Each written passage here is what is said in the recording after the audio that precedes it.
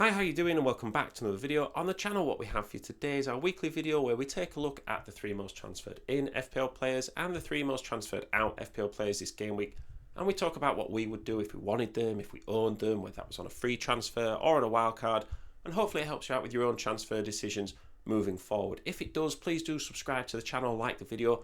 We're closing in on 250 subscribers, so if you can help with that, it would be really appreciated, and the support has been awesome so far this season, so thank you for all of that. So let's take a look at player 1. So the first player on this list is Chris Wood, and I think if you'd have said at the start of the season that Chris Wood would be making the top of one of these lists, you'd maybe wonder what had happened, but he's been awesome. 8 goals in his first 10 game weeks, and I actually had him in my team at the start of the season. After he scored 3 goals, I think it was in the first 6 weeks, I was a bit like, right, Chris Wood's someone who scores in bunches, I've got his points, it was a good call, now I'm going to move on to someone else before he stops scoring. And he's just continued scoring. Now, we're in the same position now with the fixtures turning, because is he going to score 8 goals in his next 10 weeks? Probably not. But you might be all right with that. If he got 4, 3, 5 goals in his next 10 game weeks, maybe that's still a good return for someone like Chris Wood. I think you've just got to tailor your expectations moving forward. And I think if he's someone that you already have, you definitely don't sell him, because until he stops scoring, he's going to keep scoring. It's a bit like Leicester City all those years ago. They might just keep going. Nottingham Forest, we always say good fixtures create good form, and then good form makes bad fixtures easy. Well, this is a classic example of, right, let's test Chris Wood and see how he actually does against these better teams.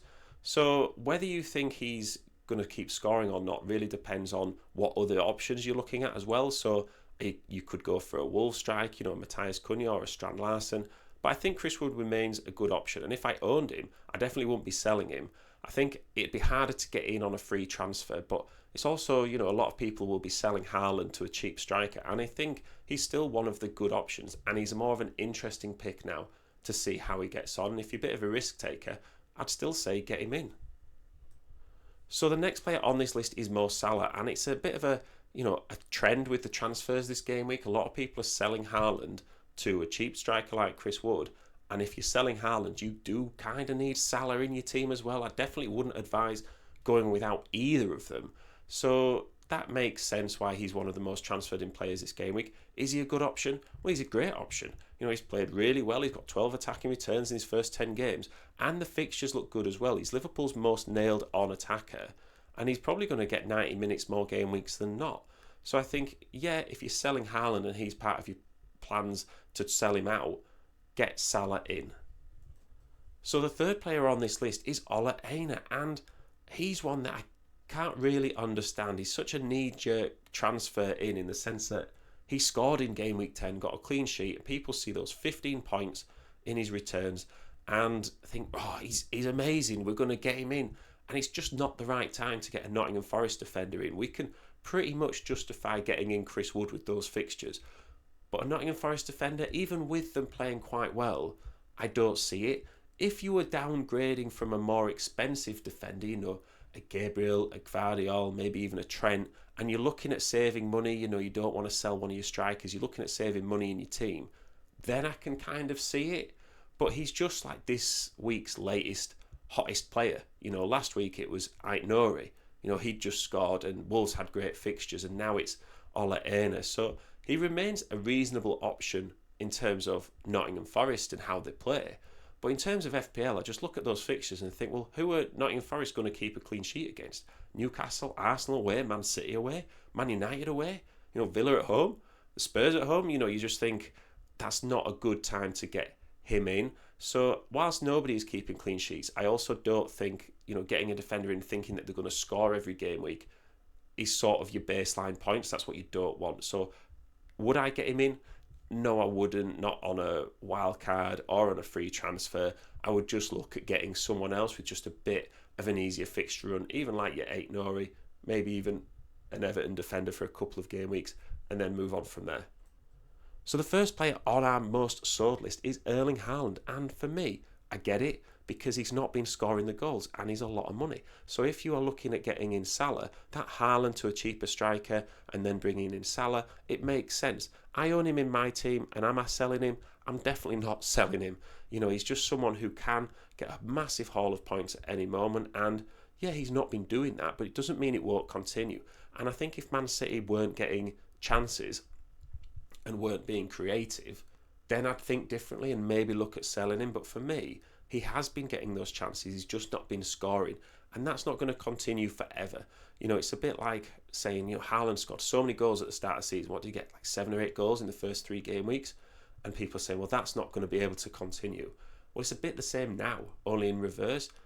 He's not going to score 1 every 5 games for the next rest of the season. Now he's had a bit of a high patch at the start of the season, he's got a bit of a low patch now.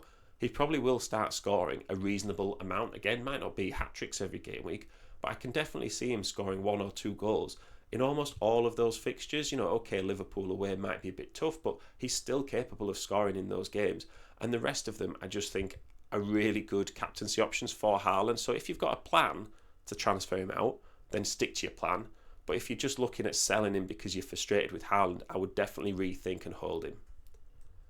So the second player on this list is Luis Diaz, and for me, I do understand why people are selling him. A week ago, he was 7.9 million, and he's dropping in price, but he's no longer a dead cert starter player for Liverpool, even with those good fixtures. If you're someone who's got Salah in your team now, you definitely don't need a Liverpool double up with Diaz. I think that's probably too much, given the fact that there is that rotation risk. And, Gakpo and Nunez, they're still getting as much minutes as Luis Diaz. He still has the potential to, explode for points. And I think, if you were sort of hoping to wait a couple of game weeks before taking him out, I think the Villa at home and Southampton away are still pretty good game weeks for an attacking player like Luis Diaz. So I wouldn't panic, sell him, but I think he would be in my transfer plans to get out of my team, and I definitely wouldn't be looking to transfer him in. So the third player on this list is Ollie Watkins, and it kind of really surprised me that people were selling him because he's dropped down in price. Enough people have sold him that he's dropped down in price, but those fixtures coming up look great. I know he's got Liverpool this game week, but you've got to look past the next game week. It's a bit like those transfers getting in Ola Aina. You look at just the last game week and think, wow, 15 points, that's great. But those points aren't going to be there every game week, and it's the same looking forward as well. Look past that Liverpool game. Palace at home, Chelsea away, Brentford at home, Southampton at home. Yeah, Nottingham Forest away might be tricky. Yeah, Man City at home might be tricky, but Man City are conceding goals. People are looking at selling Man City players from their team, so how difficult is it? So I think a lot of those games I can see Watkins scoring. Now, people might be selling him if you're wanting to keep Haaland and still get Salah in. You've got Watkins to a Chris Wood or a Strand Larsen, then you use that money to reinvest in your midfield to upgrade to Salah, and then you've got a triple up of Haaland, Salah and Chris Wood, and that looks good on paper, but I just look at Watkins' fixtures and Chris Wood's fixtures, and I think as a standalone, if price wasn't an issue, I'd definitely go for Watkins. So it kind of depends on what you're going to do with that money that you save, and I think if you can use it to get in Salah and Haaland, then that's great. To be honest, I can't really argue otherwise, but considering that I own Watkins in my own team, there's not a chance that I'm selling him for this run of games coming up in the future.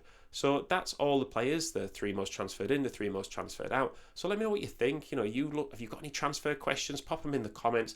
Go check out our latest wildcard video. It's 97% rated.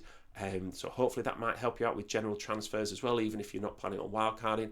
And our latest video on how my own team did and my individual transfer thoughts moving forward as well. So thank you very much for listening. Good luck in this upcoming game week. Hopefully you're having a good time with FPL, and I will see you in the next one.